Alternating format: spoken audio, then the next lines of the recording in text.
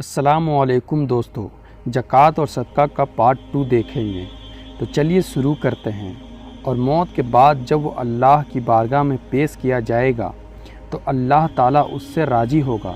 दोस्तों, हज़रत अबू हुरैरा रज़ियल्लाहु ताला अन्हु का बयान है कि एक गुनहगार औरत थी। वो एक कुएं के करीब से गुजरने लगी तो उसने देखा कि कुएं के करीब एक कुत्ता बैठा हुआ है जो प्यास से तड़प रहा था। औरत को उसकी हालत पर तरस आ गया। वो उस कुएं के पास गई और काफ़ी मेहनत के बाद उसने कुएं से पानी निकाली और उस कुत्ते को पिलाया और उसकी प्यास बुझाई। अल्लाह ताला को उस गुनाहगार औरत की ये नेक काम इतनी पसंद आई कि इस सदक़े के बदले अल्लाह ने उसके सारे गुनाह माफ़ कर दिए और उसको बख्श दिया। दोस्तों, अल्लाह की बनाई हर मखलूक, चाहे वो इंसान हो या फिर जानवर, सब के काम आना और उनकी ज़रूरतों पूरी करना भी एक सदका है। इस्लाम में इसे इबादत का दर्जा दिया गया है। अल्लाह के नबी सल्लल्लाहु ताला अलैहि वसल्लम ने गरीबों के काम आने और उनकी मदद करने का हुक्म दिया है।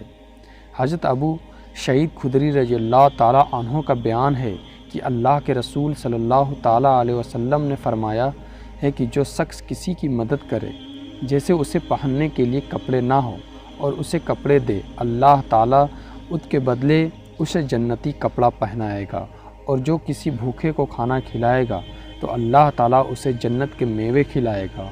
और जो किसी प्यासे को पानी पिलाएगा, अल्लाह उसे जन्नत की शरबत पिलाएगा। दोस्तों, आज हमें गौर करने की ज़रूरत है कि हम अल्लाह के अगर हमें दौलत दी है तो हम उसे किस तरह से खर्च करते हैं। गरीबों पर 1 रुपये खर्च करने में 10 बार सोचते हैं। लाखों रुपये कमाते हैं मगर अल्लाह ताला की राह में खर्च करने में कतराते हैं। ये सोचते हैं कि ये जमा किया हुआ पैसा अच्छी ज़िंदगी जीने में काम आएगा। सोचो, अगर ज़िंदगी ही ना रही या किसी ख़तरनाक बीमारी में सारा पैसा मिनटों में ही ख़त्म हो जाए, ये कोई नहीं सोचता कि क्या हमने कभी यह सोचा है कि अल्लाह ताला हमारी हर छोटी बड़ी ज़रूरतें पूरी करता रहता है।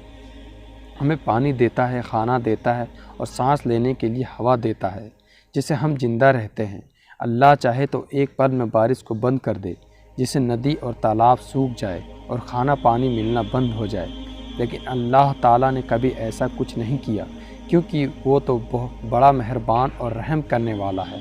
इसी तरह से इंसान को भी ये सोचना चाहिए, अगर अल्लाह हमें इतना दे रहा है तो हम उसके बंदे को कुछ देने में क्यों पीछे रहे।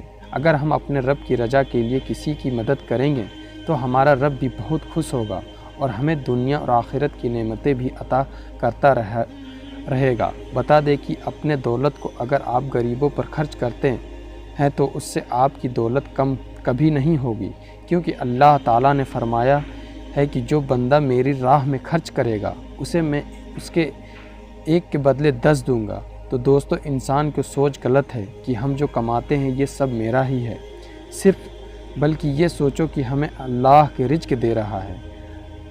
अगर इसके रिज़्क़ देना बंद कर दिया तो हम क्या करेंगे। हमें चाहिए कि हम सबका हक़ अदा करने की कोशिश करें। अल्लाह के प्यारे नबी मोहम्मद सल्लल्लाहु ताला अलैहि वसल्लम ने फरमाया है कि इंसान खेती करता है, उसकी फसल में से बहुत दाने परिंदे खा जाते हैं। इससे किसानों को मायूस नहीं होना चाहिए, क्योंकि जो कुछ जानवर खा जाता है उसके बदले इंसान को सदक़े का सवाब मिलता है।